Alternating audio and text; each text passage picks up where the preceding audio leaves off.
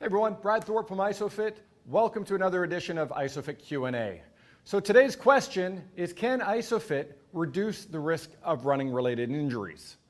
The simple answer is yes. Now understand that this is a very, very multifaceted, complex question because injuries can arise from anything from poor footwear to undulating sort of ground surfaces and terrains to unstable running surfaces, all the way through to just poor training and basically progressive overload in running. Now it was interesting, a couple weeks ago I was sitting outside Starbucks and I did walk up to a running group and I sort of said, hey, how many of you guys have been injured running? There's about 10 people there and unfortunately all 10 rose their hand and said, yeah, I have.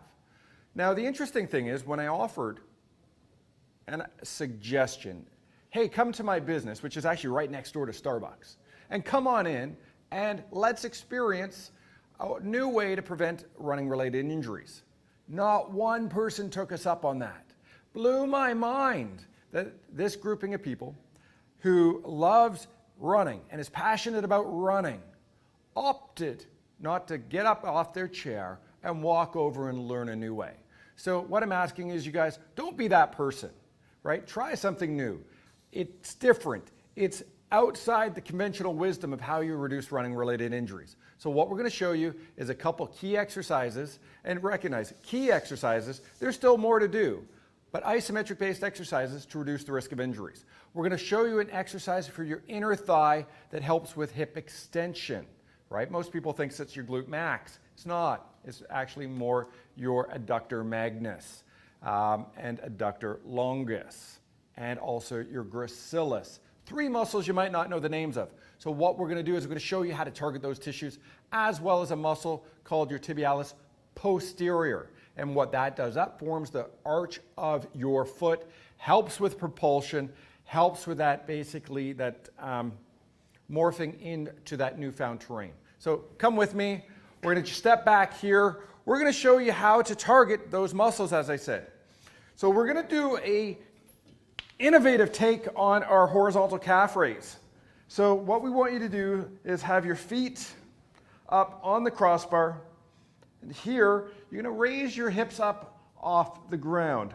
Now what I want you to do is internally rotate your knees. Right? So you're turning your knees in, and your knees don't really internally rotate. It's actually more coming from your hips. But you're trying to turn your knees together and press down at the same time. And as you guys can see, I naturally take that propulsion phase or that push-off phase of running. Right? I'm working the muscles of your foot.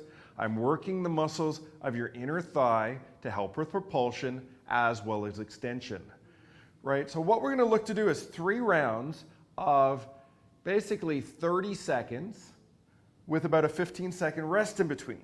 So that's one way we can target those inner thigh muscles, like all down through here, to help with that sort of propulsion phase of running. Because when we run, that final expression of toe off requires internal rotation and then extension.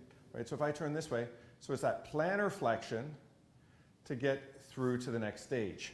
So that's one way that we can start targeting these tissues. Now, what we also discussed was basically, well, we didn't actually discuss it. I'm going to show you some stuff for your hips. Real simple, we discuss this all the time. Hip abduction, right? Driving that out, turn around, drive that out. And what that does, that's going to stabilize your pelvis. So you've heard those people with slap foot when you're running, right? You hear them coming.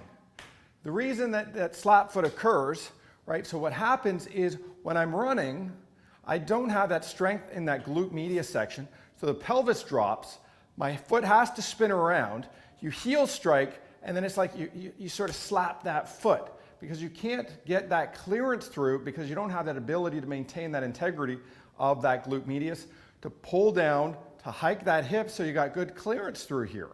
So that's one thing. Now, here's the thing nobody ever talks about when you're looking at running-related injuries. Neck strength, right? Because if I'm running, what happens is there's a ton of neck rotation occurring during your running stride that you don't even think about. So because this is new for you guys, what I want you to do Just basically bring your cervical spine into cervical extension. Sorry, cervical flexion, my bad. Working the muscles of your neck. And we're going to do it at various positions. So think in terms of straight, 45 degrees rotation, 45-degree rotation. So that's the first one. Here's an advanced exercise for a bunch of triathletes, right? So what I want you to do is basically bring your neck into the bar. We're going to rotate your shoulders underneath, right? And it is a challenging exercise. And as you can see, I'm shaking. So just focus on that. I just finished my 30 and 30 workout. A little bit tired. And then we're going to finish with a little bit of spinal extension exercise. Sitting up nice and tall, just work on extension. Because most people, when they're running, they love running. They don't prepare for running. And that's one of the reasons that they all end up injured. And it's to the tune of 54 million people end up injured running. You know, because it's about 9 out of every 10 people. And there's 60 million runners running in the United States. So keep running, keep going. Just focus on preparation, how you prepare for running. And what we'll do is we'll see you guys tomorrow for another episode of Isophit Q&A. Thanks for joining me today.